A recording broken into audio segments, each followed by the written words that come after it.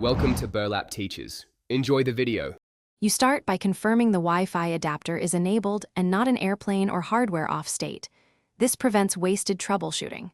Next, click the wireless icon at the lower right of the taskbar to open available networks so you can see SSIDs and signal strength.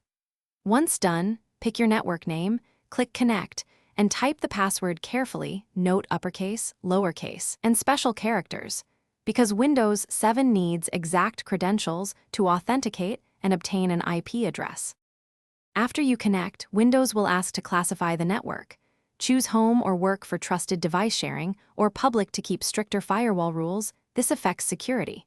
If the router doesn't provide DHCP, Open Network and Sharing Center, click Change Adapter Settings, right-click the wireless adapter, select Properties, then IP4 and set a static IP, subnet, gateway, and DNS. If authentication fails, run Windows Troubleshooter to collect error messages so you can correct credentials or encryption type. Finally, verify you have internet. Open a browser and test a site. If not, run ipconfig and command prompt to confirm an IP and default gateway, then ping that gateway to check reachability. Make sure drivers are current in Device Manager, because outdated wireless drivers often cause drops. Update them if needed.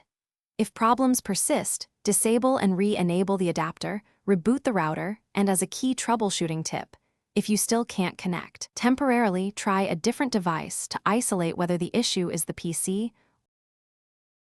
Thanks for watching. Consider subscribing if this video helped you.